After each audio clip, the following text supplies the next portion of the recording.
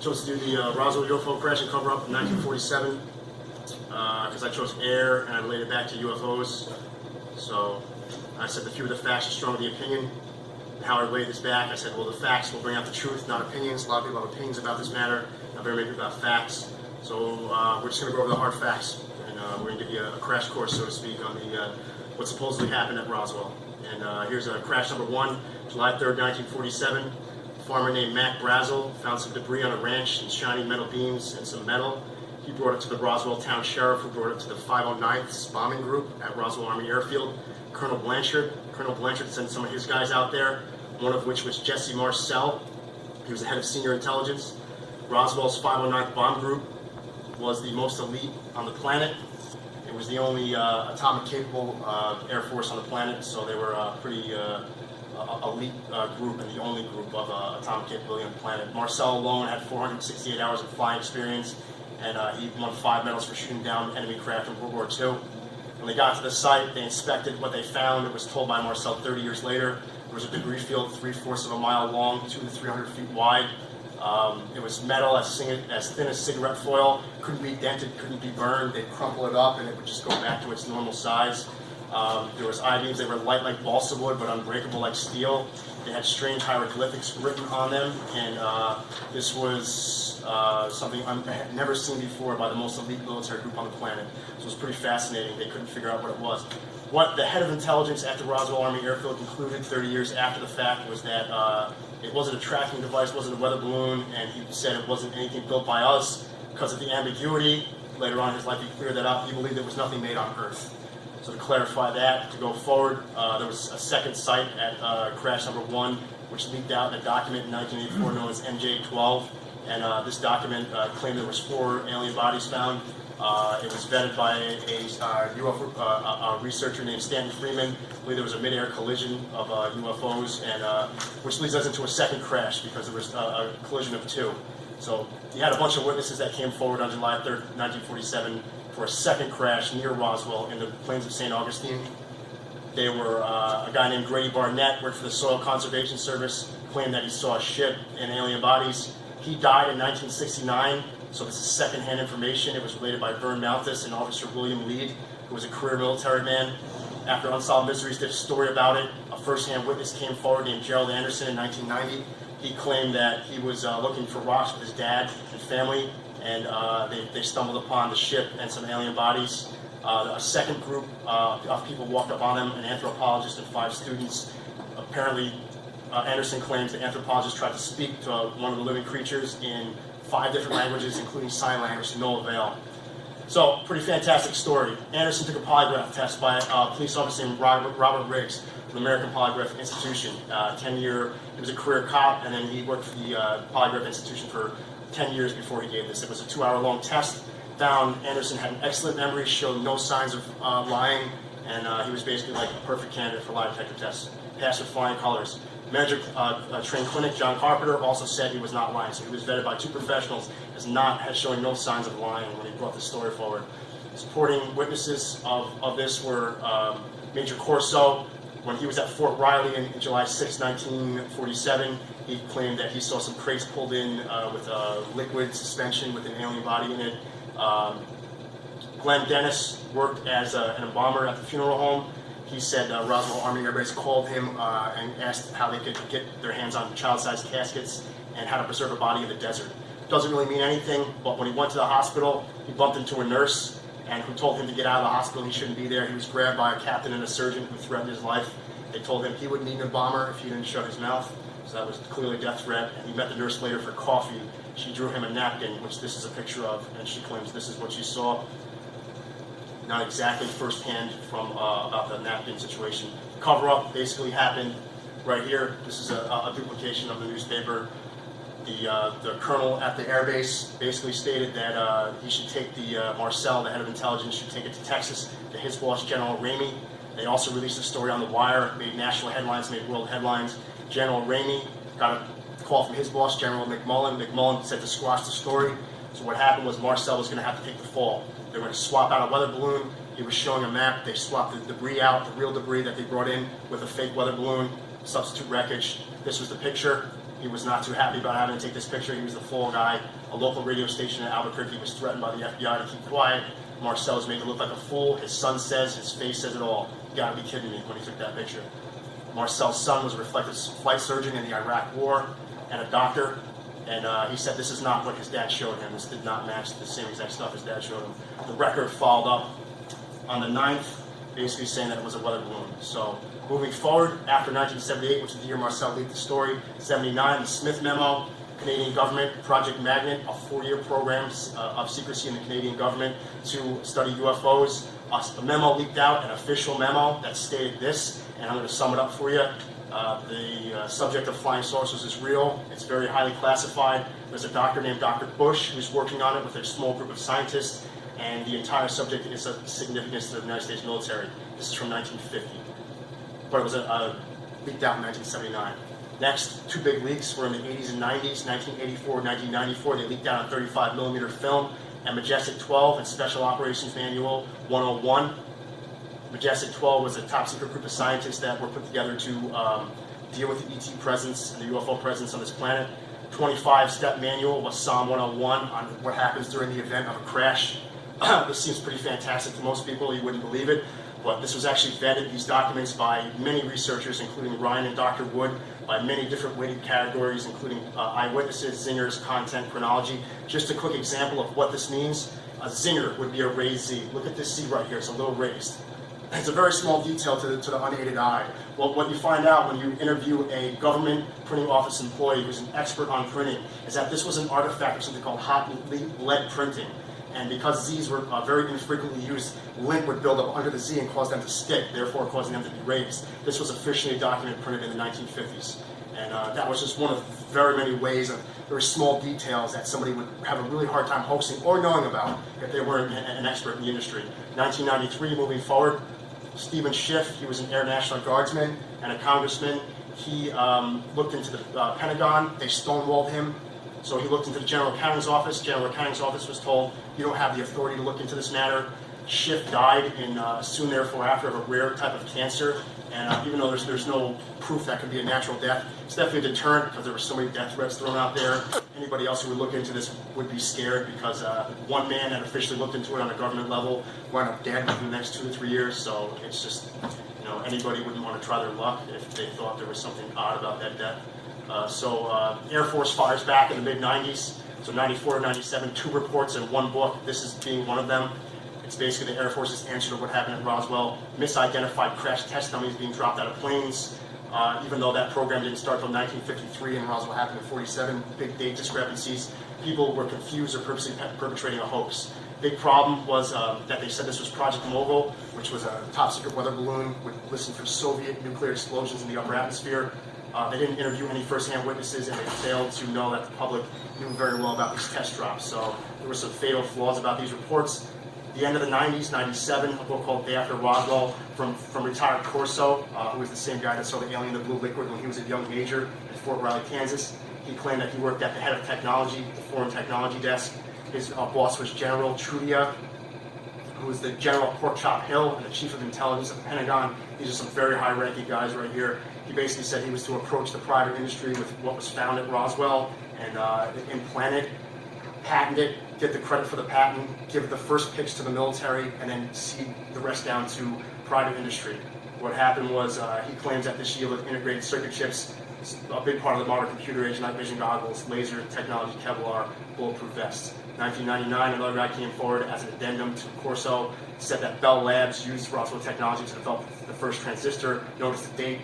July was the Roswell crash. December was the date that the first transistor from Bell Labs was made. The papers that he was given from Western Electric Labs were, he didn't believe they were real, so he had them radiocarbon dated.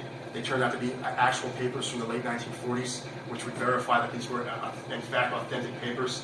What happened was, he said the alien ship was thousands of times more efficient and used less electricity. Big problem with this was, in 1971, Dr. Morton, he was the head of this program from Bell Labs, was murdered in New Jersey. Shulman claims he was going to leak the story. And the guys who killed him only got like 18 years in prison for burning him alive in his car in 1971. And that was the head of the program that made this chip in the 1950s. And Shulman was also given death threats, pictures of bullet holes, and really horrible things happened to him when he posted these documents on the internet on American Computer Company's website. So eventually he got sick of it and took everything down because he got scared. 2001, Ramey memo deciphered. This was the picture of Marcel and General Ramey with the fake story of the cover, a weather balloon. Dr. David Rudiak did some research and was able to decipher some of this message and the victims of the wreck and the dish they were shipped. Big problem with that, using computer technology, is that the weather balloon Mogul had no victims, there would be no people, and there was no disc. So this counters the military claim very strongly. Another problem was the irony was that Ramey would have no idea 50 years later computers would be able to read that memo, and it was impossible to know. And that's irony because Corso says it was computers that led into this age of having that technology, and he was covering it up. So 2005, the Haught affidavit. Walter Haught, the guy that released this story and this story out on the wire, he died. He had a signed a deathbed affidavit. This is an artist representation of what he saw.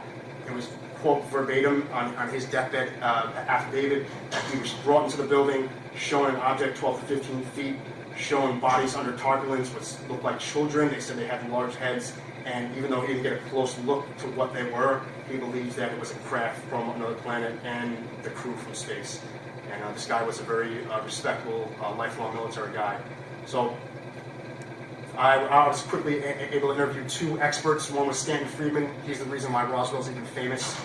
Years before anything about Roswell ever broke on the internet, he was chasing down leads in phone books and spending thousands of hours of his life. He spent dozens of books on the subject. He had a master's degree in physics. He spent 14 years working for Advanced Nuclear Systems, Q clearance in Canada. His top secret clearance, that's what he held. To the final night, had Operation Crossroads. It was the most elite in the planet. He heard Marcel say, McMullen said, "Get the press off our backs," and he also has 20 first-hand witnesses on a DVD. One of the funny things Friedman said, most of the so-called MJ-12 documents are phony, most of the atoms of uranium aren't visible, and most people aren't 7 feet tall. He's basically saying that just because something is very rare doesn't mean that it's not real. Another expert that I interviewed was Kathleen Martin. Her aunt was Betty Hill. Betty and Barney Hill made world headlines in the 1960s for being the first couple to be abducted by aliens, supposedly. And she was very nice to give me an interview. She has her bachelor's degree from the University of New Hampshire. She taught and she did a collection there about her aunt and uncle and their ongoings, their political ongoings, and the whole abduction scenario. She's an expert on government cover-up of the ET phenomenon. In the 40s, there was a pro-ET hypothesis called Sign, anti-ET hypothesis in 51 Grudge, then Project Blue Book, which I have a book of right here. They basically slanted the numbers. This was the amount of unknowns, which could technically be classified as UFOs in Project Blue Book. They released them as 3%, which is factually incorrect, and they said if they had more information, it would be 0%. So it was a blatant slap in the face to the public of this country that the Air Force would lie to them at such a large level. And just some quick things that she said was Catch-22. It was physically impossible for the balloon to cause the wreckage field that they found. It was too light and wouldn't cause the damage that they found in the field. And the catch is, if the government doesn't know what's going on, how do they tell the people? So, just heading towards the end here, this is how this affected culture. World UFO Day, July 2nd, everybody could gather in and put their beliefs forward that this is real and not some myth or reality. 36% of Americans were interviewed in 2012 believing that they believe this to the effect that we are being visited and this isn't some sort of hoax or joke by a bunch of people. Friedman says it's a cosmic Watergate, biggest story of the millennium. Stephen Diamond, a psychiatrist, says it transcends our willingness to want to be alone in the universe and it makes us feel comfort if people who do believe that we're not alone in this universe. June, July, there's all sorts of festivals, a film fest and an official Roswell UFO festival. Super 8 Hotel and Holiday Inn are sponsors, so this is getting mainstream attention now. 2017 is the 70th anniversary. 2015, George H.W. Bush, which is President Bush's dad. He was the president in the 90s and the CIA director, I believe, in the 70s and the early 80s, if I'm correct on that. H.W. Bush jumped up at a rally for his son Jed, and when an ongoer in the crowd asked if the public should know the truth or be told the truth, he said, "Americans can't handle the truth." He was then taken off stage by handlers, and they wrote him off as senile and crazy. even though he was a former CIA director who claimed he knew quite a bit about the reality of UFOs in 1988. They ignored that. 2016, President Clinton went on Jimmy Kimmel's show and said she will release information as long as it's not a threat to national security, which it is. So she's probably not going to release anything if she becomes president. She used the word UAP. She was very stern on that. It's like they're rebranding the word UFO to unexplained aerial phenomenon because they're actually considering talking about this more in the mainstream. John Podesta, April 2016, said Americans can handle the truth. He was Obama's transitional team leader and Clinton's senior policy advisor. He believes the truth, and he's been a big proponent for this. Final thoughts. So, these are my final thoughts. So, I did one slide just to wrap this whole thing up. Conspiracy theory. It's basically a group of powerful conspirators not telling the truth to people. I believe Roswell is the reverse conspiracy theory, because to believe that dozens and dozens and dozens and dozens of highly credible military men throughout their whole careers have never lied or never told a story, now would just decide to lie right before they die. No proof that they made any considerable amount of money. There's no water to hold that these people would be lying. So that's just the facts that have come forward through my research in this paper. Insanity of war versus UFOs. 1.3 million Americans have died in the past 241 years in war. That's considered okay. We're cool with that. We send our young to go fight wars and die. But when we talk about life being in other parts of the universe, you write somebody off as crazy. I think that's kind of weird, and I think that's crazy. And the observable universe has 1 billion trillion stars. That's a really big number. So to think that we would be the only ones out here, and there's the possibility we're not being visited on a larger scale is definitely crazy also. And my final thoughts are: what if you were the president? What if you were the president? What would you do? If you had the power to release this information, would you do it? Would you not? That's a big decision that have to be made. Think about it. Think about the aspects of religion that might be affected, the stock market. Will throw the American economy into a tailspin. If you had that responsibility on your shoulders, would you release it? That's a serious question you have to ask yourself, considering that this might very well be real. DNA test. What if the DNA test brought back something that you didn't want to hear? That somehow that these are distant relatives of ours or something. I mean, who knows? There'd be some really heavy implications to that. Well, what would you tell the truth to the public? And what's the tipping point? When do enough Americans believe in this to where there is a bigger push on a mainstream political level to actually do something about this, to have this okay to talk about in a public forum? The conclusion of my presentation is a quick sound clip.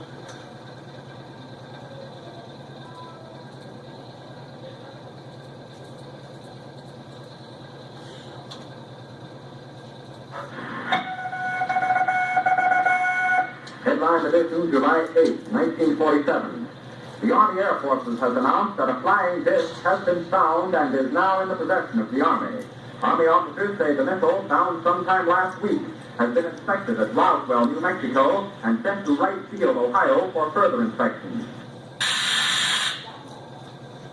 It's not 2 minutes long, but I figured how much so long. Yeah, thank you. Wow, that was a lot of information. Yeah, that was a lot of information, and also that, just to clarify what that was at the end right there, that was the actual ABC News broadcast of the actual story. So when the story originally went out on the wire right here, that's what ABC broadcast to the nation. The nation heard about it. The next day, like I said, it was covered up. They basically said it was a weather balloon. So that's the only time in the history of America that the military ever even halfway admitted that there might be something going on with this whole UFO thing. And then, like I said, it was covered up. So that's why this is of such significance. Thank you.